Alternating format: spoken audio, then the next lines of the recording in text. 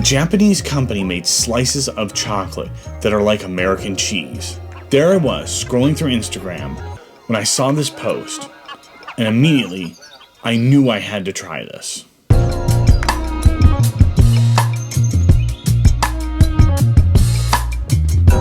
There was a slight problem though. I couldn't find anywhere to buy them, so I thought, why not make them? In a previous video, I made cheese sauce for mac and cheese using sodium citrate as an emulsifier, and that works similar to how they make American cheese. So I thought, that's where I'm going to start. So I'm going to take milk and chocolate and then add some sodium citrate to see if I can emulsify the chocolate and make it like the cheese sauce.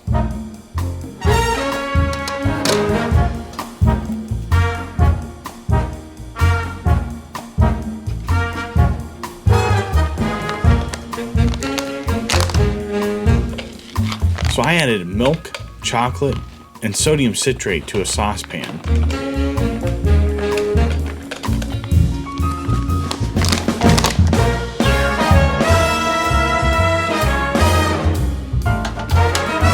And brought it to a simmer until the chocolate was melted.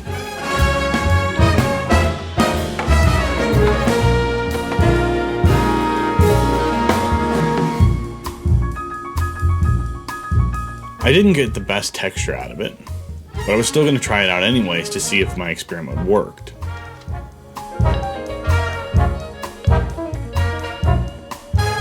And as you can see, it is sort of pliable, but it tears too easily, so it needs some structure. Now my experiment wasn't a failure, but it definitely had a major issue. Once you bend to the chocolate, it'll eventually rip and tear. And that's what I figured I needed to do a little bit more research. I came across a YouTuber named Only in Japan Go. In his video, where he tried these Japanese chocolate slices, he mentioned that there was gelatin in the list of ingredients. And that got me thinking, I should see if I can get a list of the ingredients. And that's exactly what I looked for. Gelatin is used in gummy candies and is going to give us the structure that we'll need. I'm also going to add a little bit of honey. I'm adding the gelatin sheets into some cold water, which will bloom it and allow it to mix in smoothly. Then in with the milk and the sodium citrate. Once that comes up to a simmer, add the chocolate.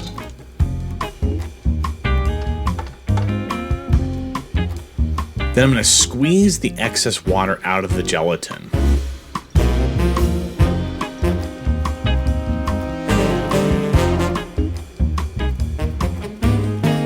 And then add it in. At this point, the heat is off to make sure the gelatin will set well. And you can see how smooth the chocolate is. Then I pour it out onto a baking sheet with some parchment paper and put it in the freezer for a couple minutes. Once it sets, I'm going to cut it into strips.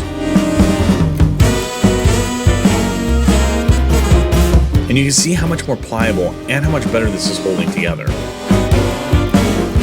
Now that I've made a chocolate slice that's similar to the one you can buy, I'm going to try it out in a similar way that they recommend on the package. That is to put it on some toast and let it melt. So that's what I did. I grabbed some toast, plopped the chocolate on there, and then let it melt.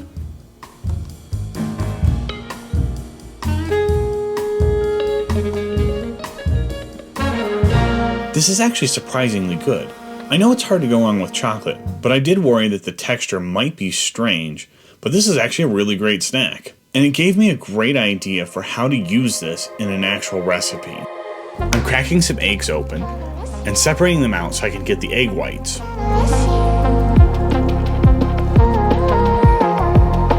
Then I'm adding glucose syrup, sugar, and water to a saucepan. What's it gonna be? Where's your head at? Where's my head at? And once the sugar's dissolved, I'm going to bring it to a boil until it reaches 257 degrees Fahrenheit. Where's the shore at? Where's the shore at? Loud gets louder. While my sugar syrup is coming up to temperature, I'm going to beat the egg whites until they become frothy. You know what told me pride aside, I don't know what your face is right through. Let's just get on the same page. As soon as the sugar syrup reaches the right temperature, I'm going to stream it into the egg whites, making an Italian meringue. Meanwhile, I've got gelatin that's blooming in water. I'm gonna add that to the warm pan and then add in some vanilla flavoring. Then after, add in the gelatin. It needs to whip until it's room temperature, and it can help to put it in the fridge to help set up. Then I'm gonna take part of this mix and put it into some square molds. Once they fully set up, I'm gonna dunk them into some powdered sugar and cornstarch. We grew stronger, we grew stronger.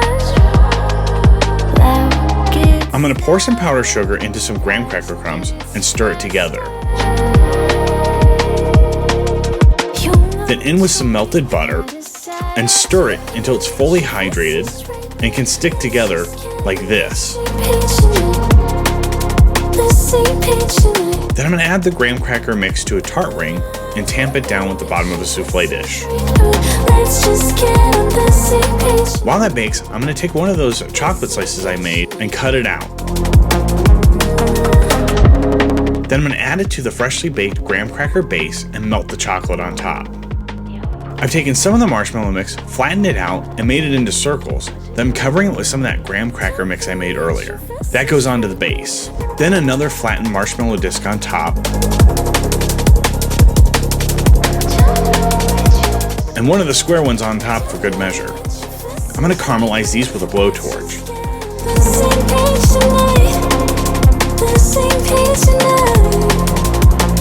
Then I'm gonna cut one more circle out of a chocolate slice. Add it on top. And melt it with the blowtorch. And this is my ultimate s'more.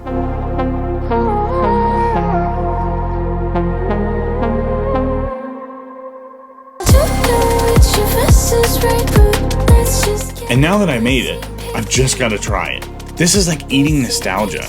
If I close my eyes, I feel like I'm back in front of a campfire, roasting marshmallows and hanging out with friends. I really do think this is the ultimate use of these chocolate slices.